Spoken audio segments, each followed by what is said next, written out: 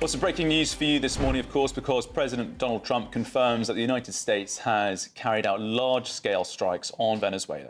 Indeed. President Trump has posted on Truth Social in the last half an hour saying that President Nicolas Maduro and his wife have been captured and flown out of the country. Now, an ally of Venezuela, Iran, has commented this morning saying that the attack is a blatant violation of its national sovereignty and territorial integrity. We've also heard from Cuba denouncing this intervention from the United States. And in further breaking news just coming into us in the last few moments, the Venezuelan government has said that it does not know the whereabouts of President Maduro and his wife. That's come in from the vice president in an audio message sent to state TV. And we're also just hearing in the last few seconds from the Spanish Foreign Ministry, Spain calling for the de-escalation and moderation and respect for international law in Venezuela. And also that same vice president demanding proof of life for Maduro and his wife in that message to state TV. Well, let's bring in now the former chair of the Defence Select Committee, Tobias Ellwood. Good morning, Mr. Ellwood. Thank you for joining us on Saturday Morning Live. This is an audacious operation from the US government, with reports now that Delta Force were involved in extracting Nicolas Maduro and his wife. Your reaction to this operation today? Well, good morning. Yes, from an operational perspective, this was daring indeed, and successful from what we understand. Quite incredible start to 2026. It was a heavily orchestrated air attack across Caracas. Then we see that President Maduro has now been captured. Astonishing developments from what was actually a simmering situation. Small vessels being targeted, oil containers and so forth, and now this. I've been predicting for some time that attacks on the mainland were very likely, but I was not expecting this so soon. And we wait to see the reaction from the Venezuelan people, the international community, and from within the US. And in all three cases, it may work actually against Trump. I mean, bombing another country's capital, kidnapping its leader, can rally the nation to support that leader, even if he's as unpopular as Maduro. The US will be criticized for deploying its superior military power, a return to gunboat diplomacy, if you like, a proof of double standards. China and Russia, I'm sure, will argue one rule for one, another for the United States, reinforcing anti-US narratives about its imperial behavior. You know, does the military superiority now substitute for legitimacy? Is this where America is now going? And lastly, at home, his MAGA base, very much anti-interventionism, very much nationalist, supported Trump because he promised to end foreign interventions, not start them. So we need to learn more. We wait for what the White House will do next, but until we can fully appreciate the consequences of what just happened. But bigger picture, with everything else going on around the world, there's another alarm bell going off on the global order dashboard. It's going to be a very dangerous year indeed. Now, you mentioned that the tensions have been simmering, of course, for several months. Things have been building up to this, perhaps. But, of course, this was all to do with the Trump administration's supposed clampdown on drugs and migration in Venezuela. But then why target these two key military bases? If it's all to do with drugs and migration, why target those bases? Well, it all goes down to the fact that Trump blames Maduro himself as the president for encouraging this to happen, to make it continue. Now, if your objective is to then remove Maduro, to hopefully then have a regime change by taking the president away, then you have to go in and eliminate any of the air defense systems that might prevent that Delta Force that you spoke of earlier of getting into where they needed to go. This was an audacious operation. There's no doubt about it. High risk indeed. We don't know whether there were any injuries or any fatalities on the American side. But from what we know at the moment, it was successful in the sense that the president has been removed. But where this goes next, it opens opens up a Pandora's box of problems. It's breached international laws right across the board. I'm sure there'll be an emergency UN Security Council meeting with Russia and China saying, is this what America now does? And then big questions for allies too, including Britain, because much as we support America's push against the drug trade, push against Venezuela promoting its use of illegal oil against sanctions, can we support America at this moment in time? So I'm sure there'll be some frantic discussions going on behind the scenes between international capital cities as we speak right now. And Tobias Ellwood, speaking about Nicolas Maduro propping up this narco state, as it's termed by the US government, a terror state. We hear some language from US government officials as part of this build-up and potentially justification for their intervention. We have now had further reaction from some of those international capitals you were referring to. The Russian Foreign Ministry has said that it's important to prevent further escalation and to focus on finding a way out of the situation through dialogue. And we've also heard from the same foreign ministry, the Kremlin, saying that Latin America must remain a zone of peace and that Venezuela must be guaranteed the right to determine its own destiny. Now, just before I come to you, Tobias Ellwood, we've also heard from the US government's Deputy Secretary of State, of course, Christopher Landau, saying that Maduro will finally face justice for his crimes. It's interesting, potentially, isn't it, Tobias, that we've heard so much from America's enemies and its opponents on the global stage, but nothing really so far from any of its allies. No, and you won't. As I say, I think the first step is to actually confirm the details. As we discuss now, we don't know exactly what happened. We're dealing with just the top level lines, and I think they would want some clarity, some assurance as to what actually happened before they make a public statement. I'd also suspect that Britain is speaking to its own allies, France, Germany, other countries as well, to say, how should we respond here? This is difficult. On the one side, America is our closest security ally. That's second to none. But ultimately, we have an American president that is doing things in its own style, in a very different way than any American president since the Second World War. And we now need to recognize that that's actually affecting global order. It's America's disengagement from America, choosing to advance its own interests on a unilateral level in this way. It's actually going to give space, I'm afraid, for our adversaries to actually present themselves as the more measured exemplar on the international stage. Big questions here. As I stress, a very bumpy start to 2026. Tobias, of course, Venezuela is the largest proven oil reserves in the world, 303 billion barrels. The US, by comparison, holds about 55 billion barrels, placing it ninth globally on that hierarchy. To what extent would you assess that the oil disputes between the two countries and indeed Venezuela's power and stature by virtue of its reserves has played a role in this intervention and the deterioration between the two nations?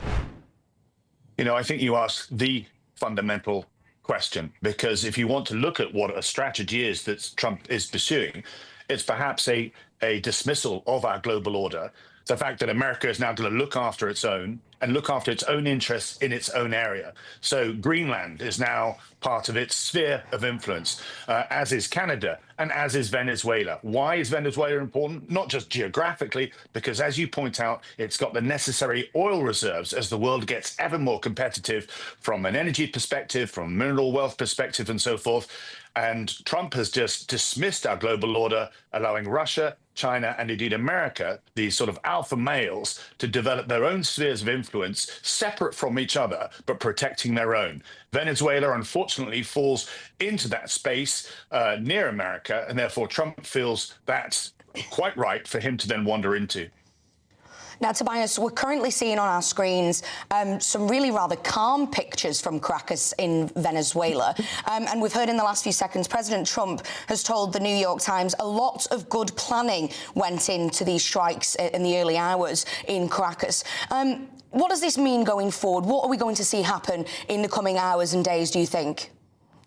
Well, the next few days will absolutely be critical. It would be wrong to make comparisons with the Cuban Missile Crisis, but we are in that unknown space where we are unaware of what China and Russia will do. Venezuela, the Maduro himself, has got very strong relationships with China, and certainly those big countries will not want to see America advance its influence into Latin America in this way. So diplomacy will now kick in. There's no doubt about that, unless there are further attacks by America, military attacks that actually take place. But ultimately, Caracas will respond itself, and I suspect, I'm afraid, we saw this in Yugoslavia with President Tito there as well. You know, when a president, however unpopular, is attacked in this way, in this case kidnapped, people actually rally around and say, well, he's our problem. You don't have a right to interfere in this way. So what America does next will be critical in listening to the international community. But the prospect of escalation here, I'm afraid we cannot ignore. Okay, Tobias Ellwood, thank you very much for your time this morning. And thank you. We can speak now to Defence and Foreign Affairs Editor at The Telegraph, Con Coughlin. Con, we are now 7 minutes away from sunrise in Caracas, but as dawn approaches, I think everyone in that city will be awake after a night of heavy bombing. Are they waking up to a totally new Venezuela? Well, I think a lot of people will hope that. I mean, the fundamental problem with Venezuela is that, going back to the Hugo Chavez era, is that the elections have really been, rigged in a way to keep these, extreme socialists in power, and the roots of what has happened in Venezuela overnight go back to the elections last year, where lots of people thought Maduro had fixed the result. And that's certainly something that Trump will use to justify his intervention. And so there will be a lot of people in Venezuela who've suffered horribly because of what's been going on politically in the country for two decades or more. So they'll breathe a sigh of relief. But as Tobias was saying, this is also a fundamental breach of Venezuelan sovereignty. And a lot of Venezuelans will be very unhappy at the fact that the Yankees have come in and kidnapped their president. Con, how will the UK government be reacting? What will the British government be doing right now? Sorry for the technical hitches. Well, I mean, they will clearly have to give a response.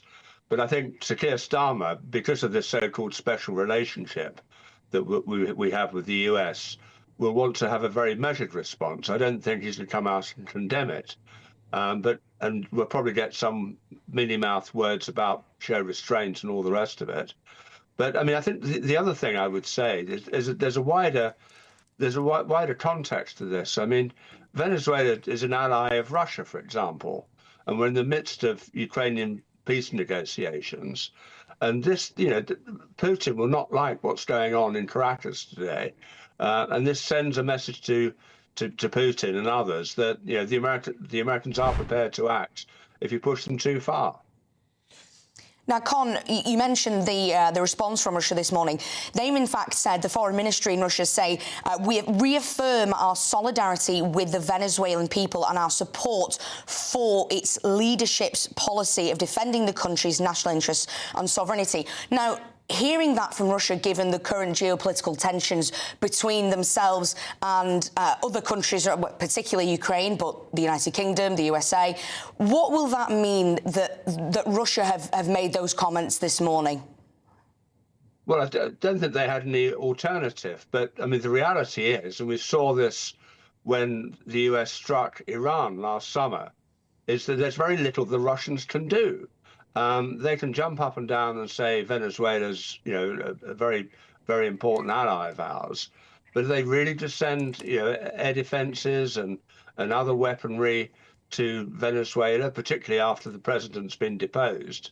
So, it does put the Russians in a difficult position. Yet another of Moscow's allies are in trouble. I mean, we've seen what's happened to Iran, which is supposed to be very close to Moscow. The Russians did nothing when the Israelis and Americans attacked last summer. I don't think they can do much now. But I mean, I think the bigger concern, though, is that President Trump, who came to office saying he doesn't like military interventions overseas, it's not in America's interests, has shown himself to be rather trigger happy in recent weeks. We've had, military action against Islamic State in Nigeria and elsewhere, and in Syria, and now we've got this attack on Venezuela. So, the challenge, I suppose, for the Western alliance is to make sure that Trump doesn't go completely out of control in terms of future military actions. Con Coughlin, stay with us, please, because some of the strikes that we saw overnight, targeting, of course, key logistical and military locations. Dawn is now breaking over Caracas. It's an eerie calm over that city now. But when there were explosions rocking the area just a few hours ago, one of the reports is that the US military had struck the Hugo Chavez mausoleum in the Venezuelan capital. It was once a military museum converted into Chavez's mausoleum after his death. That adds a sort of symbolic dimension to these strikes, does it not? Going beyond targeting purely military and logistical locations. And of course, we're waiting for that to be verified, but lots of credible reports that had been struck in the earlier hours of this morning. What is your reaction to those reports? Well, I mean, it's quite a gesture by the part of the Americans. I mean, the fundamental issue here is that Venezuela has a very hard left government that pursues hard left socialist policies, which are completely the opposite of how Trump wants to see the world run. And so they've been on a collision course for some years. So, I mean, Trump is saying this is all about drug smuggling and all the rest of it, but this is basically an ideological war between, an ultra-capitalist like Donald Trump and ultra-socialists such as the Chavez regime in Venezuela. And of course, Maduro was very much Chavez's appointed heir. And Con, we're seeing now quite a lot of reaction from British left-wing political figures. Jeremy Corbyn has spoken out against this intervention. Zara Sultana from your party, so both those parties' representatives speaking out against this, referring to it as imperialism. We can expect much of this, can't we, from the British and potentially also the European left and far left. It could put, you said that Keir Starmer's statement is likely to be sort of non-committal, a sort of vague language about restraint. But actually, is there not a chance that we could see the British government coming out in full support of the deposition of an autocratic dictator who lost an election but clung on illegally? Yeah. Well, this, as I said, this is politically very delicate for Starmer.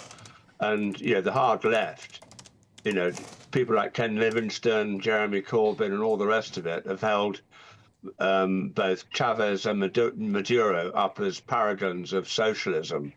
And irrespective of the appalling damage they've inflicted on the Venezuelan economy in recent years, as I said, there'll be a lot of people in Venezuela who'd be glad to see the back of them and be hoping that basic things like living standards will improve without this sort of socialist dictatorship. But it does put Starmer in a difficult position, which is why I imagine that they are trying to come up with some very neutral statement. I might be wrong. He might come out and completely condemn it. But if he does that, then he risks breaking a very important relationship with the Trump administration, which is already facing difficulties because Trump doesn't like Starmer's woke policies such as net zero and all the rest of it. Con Coughlin, thank you so much for joining us this morning. Really interesting to get your take.